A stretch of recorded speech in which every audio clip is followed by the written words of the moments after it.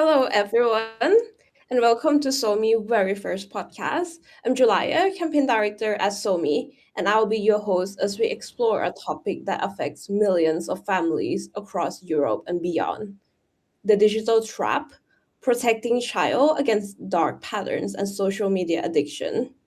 For years, social media platforms grew rapidly with relatively little scrutiny.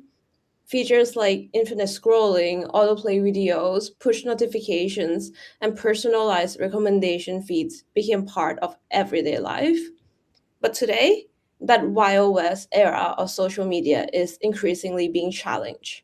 Governments, regulators, and civil society organizations are asking difficult questions about children's online safety and whether some platforms are deliberately designed to keep young users hooked. At the same time, major new regulations, such as the EU's Digital Services Act, are beginning to reshape what online platforms can do and cannot do. So, what exactly is happening? Are social media platforms simply giving up content we enjoy, or have they been engineered to capture and hold our attention in ways we don't fully understand?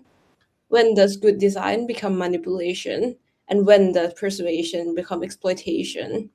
And perhaps, most importantly, who is responsible for protecting children in an online world that increasingly competes for every second of their attention? To help answer these questions, I'm delighted to welcome a very special guest, Brendan Quinn. Brendan is an Irish solicitor, New York attorney, and member of SOMI's advisory board with two master level qualifications, including in data protection law and also a second in AI and cybersecurity technologies. He is a data protection and AI consultant, as well as author for the book The Data Protection Implementation Guide, a legal, risk, and technology framework for the GDPR. He is currently writing both a teenagers and adult version of a book on protecting children online and another book on data protection aimed at individuals, including on employment, surveillance, and AI topics. Brendan, thank you for being here. Thanks for having me. Okay, to kick things off, Brendan, you spent years looking at how technology collides with human rights. For the everyday parent listening right now who feels like they're losing the battle against the screen, have this platform evolved from simple communication tools into something fundamentally more aggressive over the past few years? I think the question has changed. I kind of see this very similar to what I learned at school, road safety. Um, we teach children about road safety, not because roads are evil, but because they contain risks. So I see digital literacy should work the same way. That's why I've chosen to write these books, because I don't see platforms really changing their behavior over time, and technology is moving so fast that we have to kind of consider not whether my child should be using technology, but we really need to consider what kind of technology should be allowed to shape my child's development. So the current enforcement trend now suggests it's moving that it's just mitigation must be effective, not merely available, because the whole original way this was working with GDPR, it was really everything was about transparency and notice and data protection rights. Now with the DSA, it's moving much more towards that mitigation must be effective. So in other words, the kind of changes, it's moved from a warning label, which people might have seen on websites, such as having a data protection notice, which people don't really read, and people and mightn't necessarily cure a harmful architecture, because when you've seen with a lot of technology companies, they might have written policies in place, but at an operating level, things are very much in change. That's a very important distinction.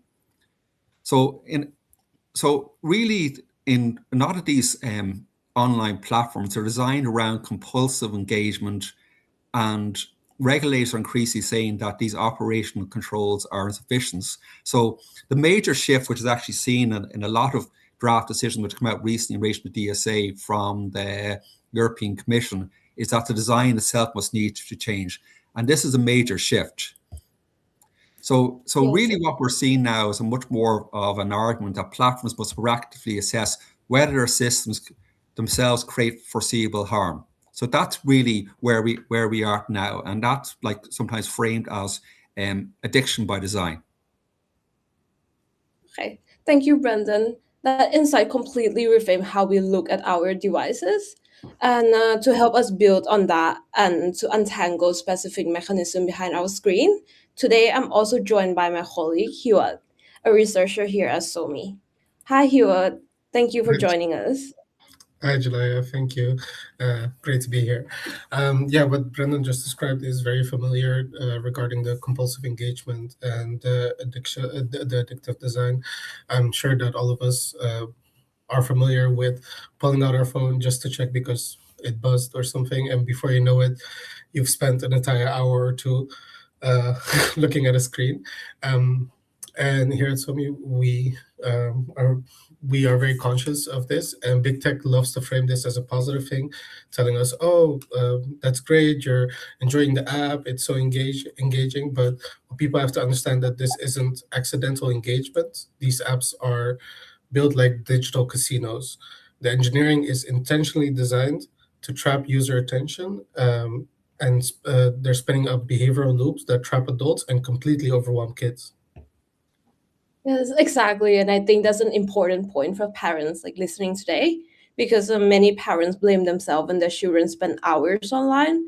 They worry that it's a lack of discipline, poor parenting, or simply too much screen time. But what we are talking about here is much bigger challenge. And one of the reasons this issue is so difficult to recognize is that most of these mechanisms are invisible to user. While we're scrolling, we rarely stop to think about the design choices operating behind the screen. But people often hear the phrase like addiction by design. What does that actually mean in plain language? And can you give us some real life examples of features that intentionally tap into our brain?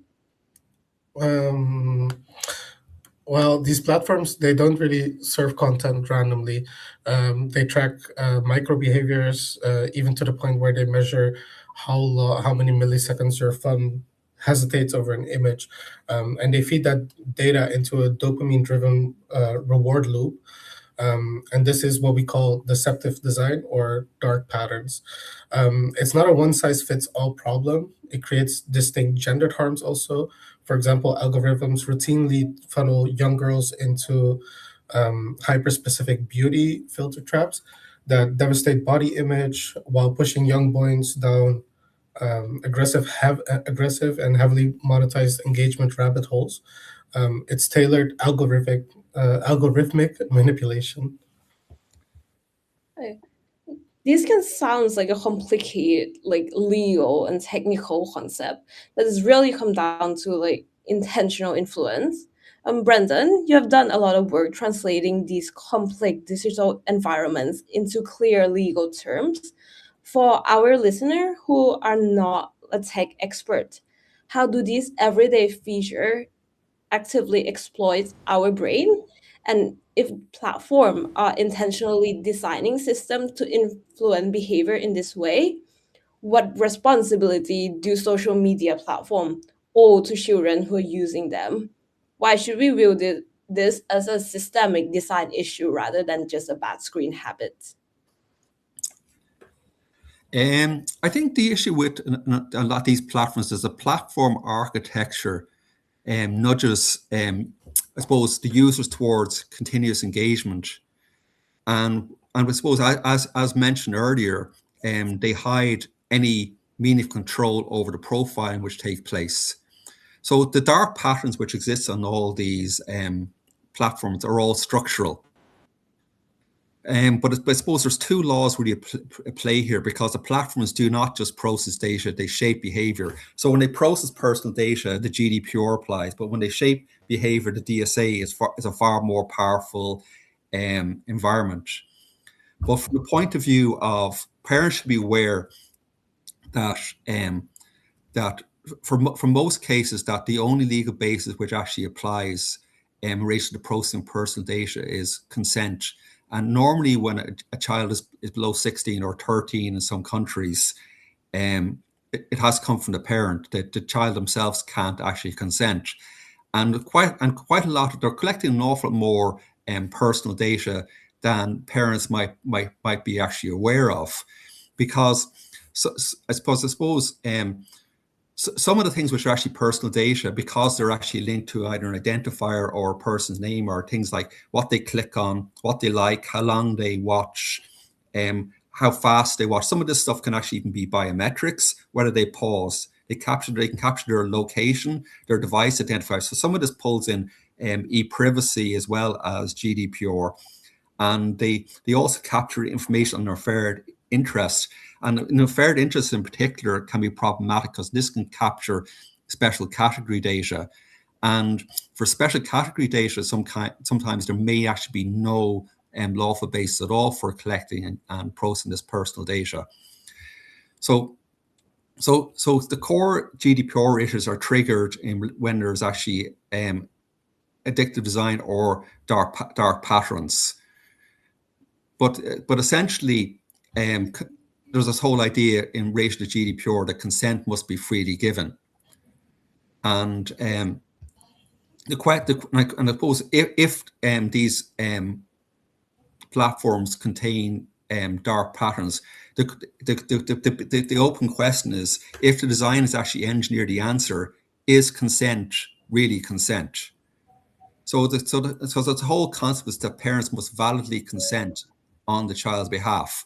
So in most cases, like, platforms might ask for parent consent when the account is created, but they also need to potentially ask for parent consent for any behavioral profiling, any targeted advertising, any cookies, any personalization which takes place.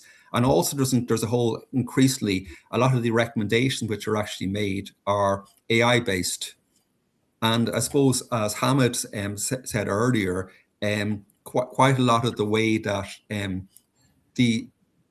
these AI-based recommendations, they'll push harmful content into the feeds of both boys and girls, and this is where the harm occurs. That's why there's an increasing push to actually regulate the actual algorithms themselves.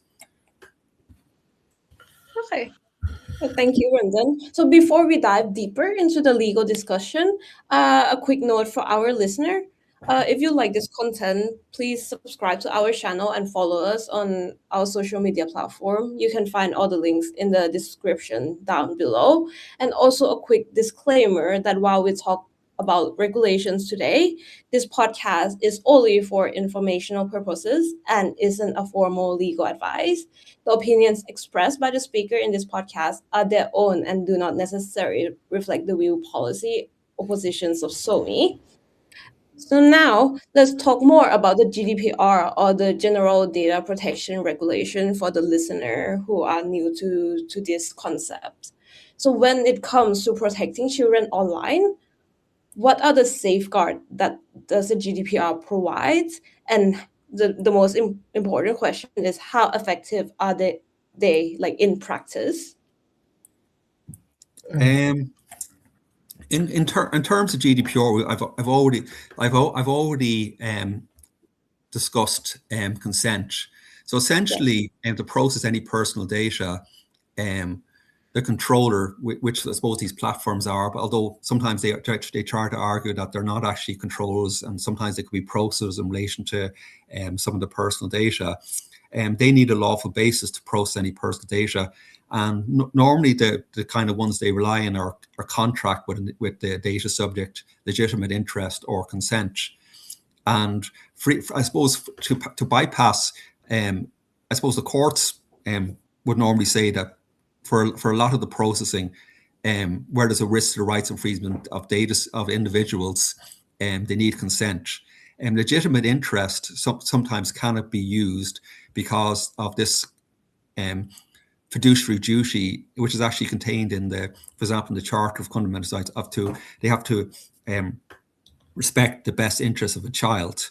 And I suppose, and that's a very important consideration for the balancing test of this. And I suppose in very few cases will the commercial interests of a platform override the best interests of a child. So other things which are actually there, which actually exist in the GDPR to protect children is these platforms should actually be carrying out what's known as data protection impact assessments. They should also be transparent in terms of how they're using data, and they should present information to the child that they can actually understand. And I suppose there's a lot of studies done on this that like even experts in this area cannot understand some of these data protection laws because they're tend to be written by lawyers, and they can only be understood by lawyers. They're not really written in the plain language which the GDPR requires. Yes. Yes, 𝗂𝗶𝗄𝗆, do you have anything to add to this? No, I completely agree with what Brendan stated. Also earlier, what he was talking about when it comes to consent, specifically regarding a child's consent, because under Europe's primary privacy law, the GDPR, the baseline rule is actually incredibly simple.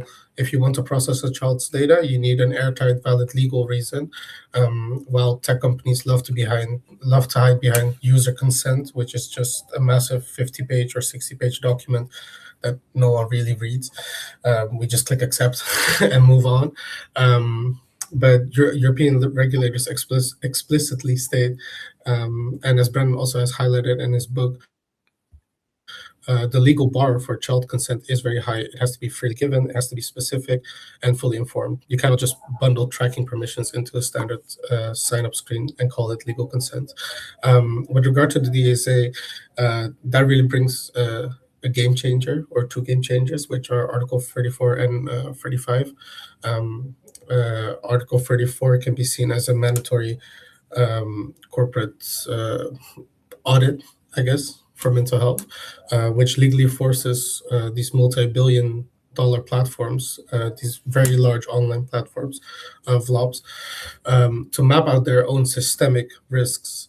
They have to independently assess and prove whether their infinite scrolls, push notifications, and recommendation algorithms are causing any psychological harm or sleep deprivation or even radicalization loops in minors. And they can no longer plead ignorance. And when you read Article 34, you also have to read Article 35. Those are, I guess, the teeth of the DSA. If Article 34, oh, sorry, my light went out. If Article 34 uncovers a risk, let's say an algorithm that funnels a vulnerable teenager into harmful content loops, then Article 35 legally mandates that these tech platforms must structurally redesign their software architecture to mitigate that risk or minimize or mitigate that risk. They have to pull the addictive code and alter their default tracking settings or disable certain behavioral loops from minors entirely. If they do refuse to redesign, then they face regulatory fines up to, I'm not sure, but I think it's like 6% of their global annual turnover.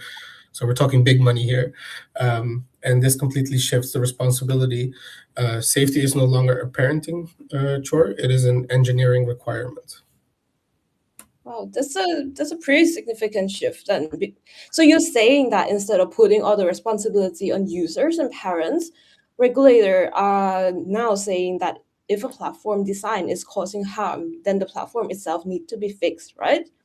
And this is not just a legal debate happening on paper, but have this been done in real life? That's the question. Well, there have been significant and devastating happenings in real life. A little trigger warning, this concerns child death. In Italy, I believe in 2021, there was a heartbreaking accident in Palermo where a 10-year-old girl tragically died during an alleged social media challenge. And in that case, the Italian Data Protection Authority didn't wait around for year-long bureaucratic procedures. They used emergency powers to issue an immediate halt order. effectively telling the platform, if you cannot verify with absolute certainty that a user is old enough to legally be on your app, you must stop processing their data immediately. This essentially forced the platform to lock down for unverified minors overnight to protect them. And with Article 34 and 35, I believe this gives regulators more of a, I guess, like more power to do something about it, actually, instead of just a little smack on the hand, like, oh, don't do that. Okay. Yeah, I think this tragedy kind of shows that how useless the self-regulation or just a simple over 13 years old check boxes are. So Brendan, from a legal standpoint, why is real age verification such a challenge? And what does it look like when a platform actually builds a data protection by design into its code instead of just adding a weak warning label? Yeah, I suppose this whole concept has been increasingly debated by countries. We've seen, like, for example, there's been a social media ban in Australia, and recently there's one as well in Indonesia. I suppose we're seeing that in some cases that children are actually bypassing this. So there's this whole, I suppose in terms of DSA, companies are increasingly looking at age gating. They're looking at whether the smartphone itself is actually addictive. But the big question is whether would banning the under 16s from social media actually solve the problem. So I suppose there's two point of views. Like, what we're actually seeing come out of Australia is that the bans are pushing children and the UK as well. They're pushing them towards virtual private networks. They have hidden accounts. For example, they could be using an older sibling's account.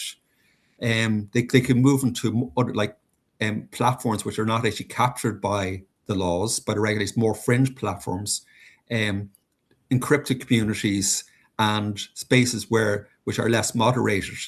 So this whole idea, children want to be online, and they're simply just not going to disappear from the internet just because a law says that they should disappear.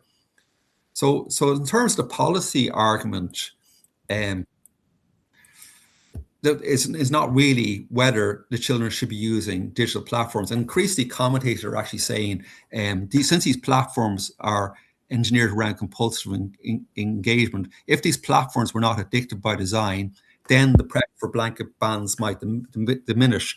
And the whole sort of thing here is that they're trying to push all this responsibility onto someone else. Like, some of the big platforms are trying to push responsibility onto the telecommunications, but someone want to push it onto responsibility for age verification onto governments. They want to push responsibility onto Apple. They want to push it onto Google because they control the operating systems. But potentially in a European context, we have this concept of proportionality. So under EU law, any restriction, any age gating or restrictions would affect children's participation. It would affect their rights of freedom of expression and access to information. These are all rights which are enjoyed under either the UNCRC, where the best interest of the child comes, or the EU Charter. And any of these sort of provisions will satisfy proportionality principles, which are within the EU Charter itself. So really, this really points down: is a ban proportionate? Is it necessary? So, and for me, the question is, if such a ban was actually implemented, if it went before the CGU, would it actually survive legally? And for me, like, if this goes forward, like, the argument is going to be: is this necessary? Is it proportionate? Or can they implement less restrictive alternatives? So from my perspective, a court would very well ask, why do we not regulate the algorithms itself, which is something which is actually within the AI Act, which I suppose is not really a topic for today. Why don't they turn around and prohibit some of these addictive designs, particularly when they involve the processing of personal data and special category data, and technically they need parental consent to actually capture this data. And from my perspective, I don't know, are these platforms actually doing this? And from my observation, they aren't. But that's just my own personal. And if they actually built in data protection by design obligations, would there be actually need for bans at all? So essentially, what is this really about? Should we really be regulating the systems before we're actually excluding our children? So it's kind of what I said there before. This is all about digital literacy. We, like when I was growing up, we taught children road safety, not because the roads were evil, but because roads contain risks. And I suppose when a young child, you might hold their hand when you're crossing the road, and then as they got more experience, you might trust them a bit more. And I suppose my feeling is we live in a digital world, so maybe digital literacy should work the same way. Okay, 𝗲𝗿, do you have something to add? Yeah, I completely agree with what Brendan said. He got to the core of the argument. For example, we don't ban teenagers from entering cars or kids from entering cars just because driving is inherently dangerous. Instead, we legally force car manufacturers to build seatbelts, airbags, and adhere to strict safety measures and engineering standards. These apps themselves need to change at the factory level, not the children. So I can't say anything else. I think Brendan got all of it. I completely agree with what he said. So if the real problem isn't that social media exists, but that many platforms are designed to maximize engagement at any cost, are we focusing on the wrong target then? Like, what kind of online environment are we willing to allow children to enter? What are the good design feature that is suitable for children? So especially for you, Brendan, as a parent as well. So what design is a better approach? Sorry, I missed that.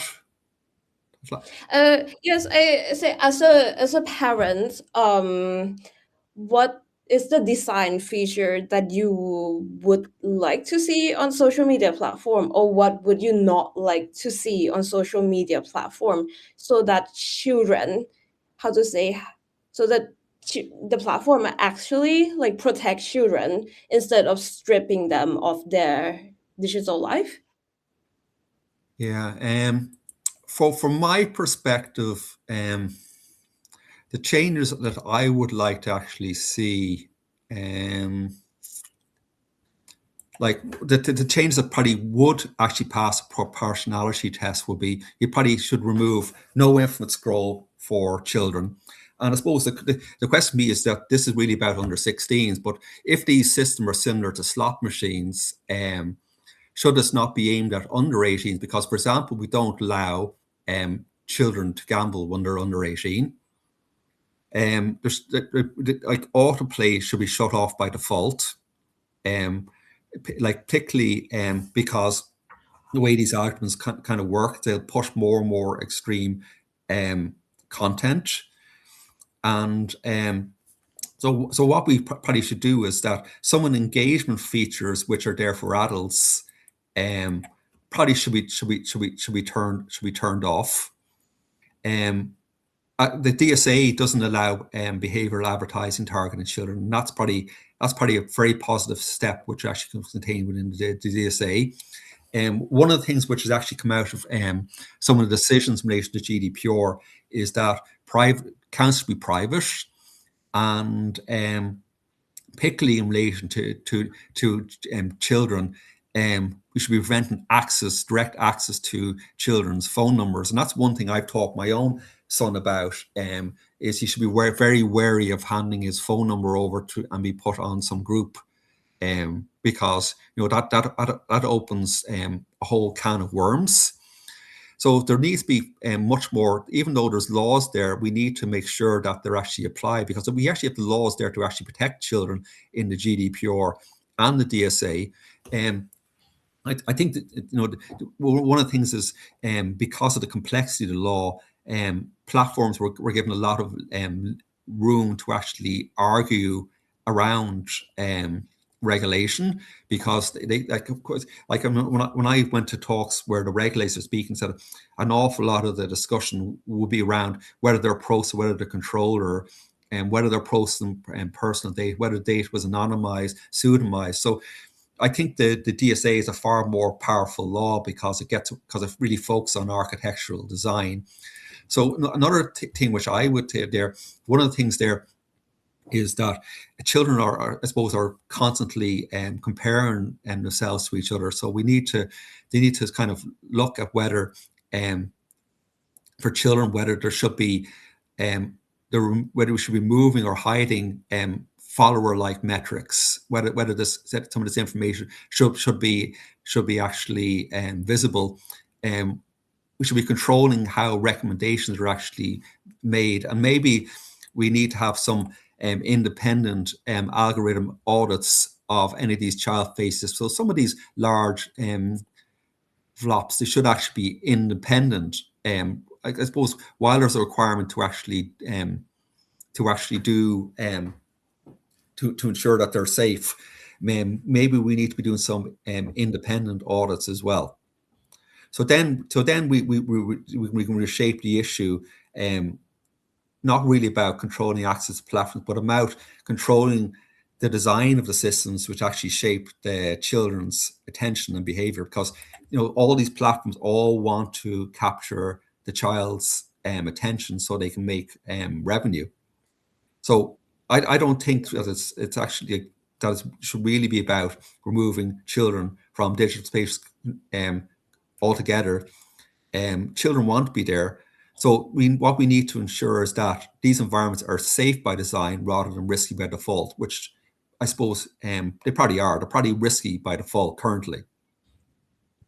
So I think the European Commission approach is correct, and they're kind of focus much more on platform redesign. I think there also needs to be much more of a need for parental digital literacy, which is kind of the reason why I've chosen to write this book. And I suppose for me, one thing I'm interested in is feedback, whether a book is something that would be of interest to parents and their teenagers, or whether it should be a video. I think there's increasing need to make sure that digital literacy, as well as other areas around things like good eating habits, financial literacy, needs to be incorporated into the school curriculum. And we also, most importantly, need to ensure that the teenagers are involved in the systems design, because they have a right to actually be involved.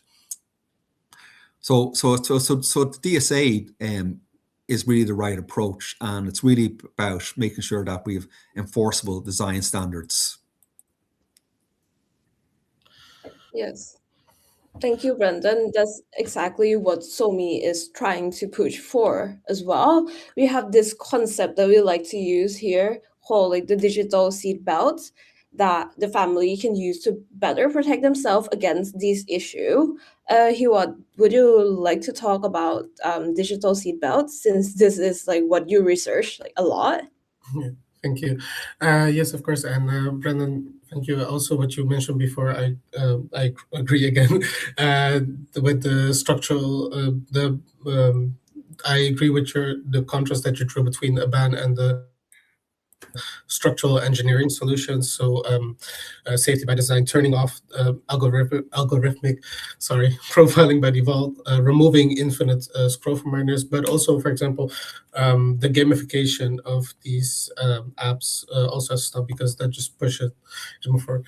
And while we push for structural design changes under the DSA, it's also important to understand that parents are not entirely powerless. Of course, the law actually gives you some immediate digital seatbelts, as we call them. Under the DSA, users have the right to request clear transparency into exactly why an algorithm is recommending a specific video. They also have the right to easily report harmful features, and the right to opt out of behavioral profiling entirely, actually. Our biggest advice to parents: don't just look at the privacy settings, look at the app's behavior. If an app feels designed like a slot machine, talk to your kids about it. Realize that the app is trying to trick them is the first step in breaking the spell. And as Brendan also mentioned, that's also why I do not agree with a ban, because digital literacy is becoming more and more important in this world. But it's also very important, as Brendan mentioned, that the parents themselves work on the digital literacy. Your children are growing up with that screen in front of them, and a lot of parents, well, maybe younger parents now, but the older parents, maybe they didn't have that as they were growing up. What they have to learn now, their child just grew up learning. For them, it became naturally. So as a parent, work on your digital literacy as well, so you can actually partake in the conversation and understand the risks. And I would like to add there as well. I suppose I believe transparency is key, but we need to ensure that transparency is real, and we need to there needs to be better reporting systems for parents, and parents need to better understand how to challenge the platform system themselves. Because I suppose I can increasingly see stories in relation to the DSA where they ask, for example, that some harmful content is removed, and then the platforms don't actually remove the content. So we need stronger enforcement there. Children need to I suppose parents need to explain to their children how these recommender systems actually work.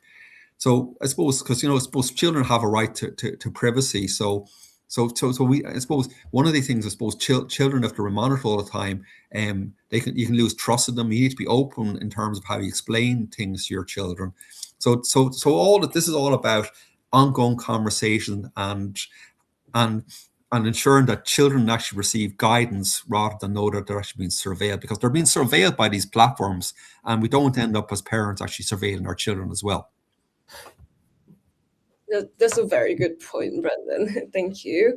And yes, this brings us also to the core of SOMI work, which is like accountability, because big tech companies are getting away with many illegal data practicing, violating the rights of millions, especially children. So SOMI is taking them to court.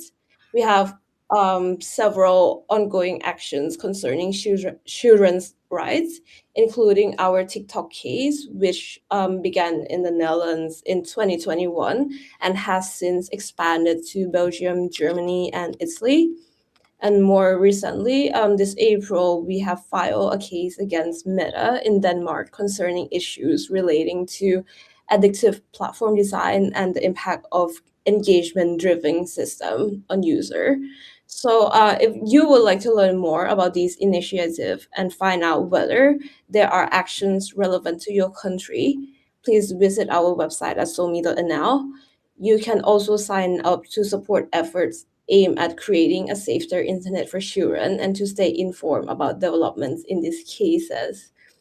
And since we are almost out of time, but before we finish, Brendan has an exciting new project that many of you may be interested in. So, Brendan, you're launching new books for both parents and teenagers, focusing on online safety, right? Can you tell us a little more about it? Yeah, this is something I actually began work on about 2 years ago, and I've really gone back to sort of writing it in the last number of months.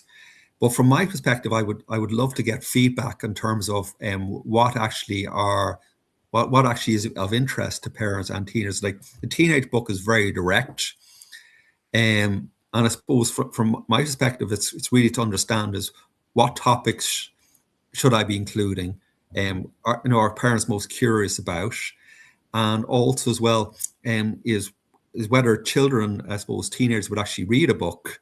Or should I be, and also as well, in this particular book, should I be including legal content or as well as practical content, or is that of interest to parents? So that's the kind of feedback which I'm trying to get, and I suppose sometimes it's quite difficult to get this kind of feedback, and I suppose I want to ensure that the book is useful to parents and also to teenagers, because originally the idea was write one for purely for teenagers and write in a very direct fashion. But then it was suggested to me that what I do is I write a book for both parents and teenagers. At the moment, I have quite a lot of content. This is a very complex area, but I want to ensure that what I write is actually relevant and what is actually is of interest to people, because I believe very strongly in education, and digital literacy is the solution. Because as I said, children want to be online, and we live in a digital world.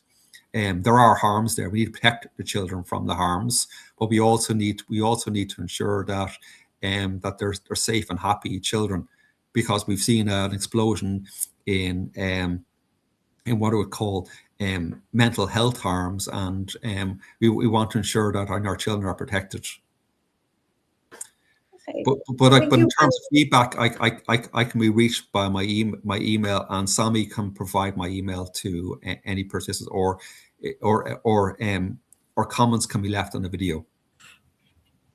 Yes, so yes, we will share your contact detail in the description box down below, or yes, feel free to drop the comment on this podcast as well. And yeah, like or you can also reach out to us on our website at somi.nl, or our email at welcome@somi.nl. And yes, you can find Brendan's contact information along with some helpful resources that related to today's discussion on the description box down below. And as we wrap today's discussion, I would like to leave our listener with one final thought. So today's session reminds us that protecting children online is not only about better choices by the parents, but it's also about better choices by companies, regulators, and policymakers, as the internet has become one of the most important environments in a child's life. And just as we expect safety standards in school, in playgrounds, or in public spaces, we should expect meaningful safeguard in the digital space too.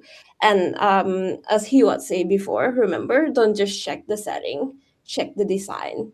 So Brendan, thank you so much for joining us today and sharing your incredible expertise. And also thank you, 𝗕𝗏𝗋, for your insight. If you enjoyed this very first episode of SOMI podcast, please like, subscribe, and follow us. And don't forget to tell us what topic you would like us to cover in the future episodes.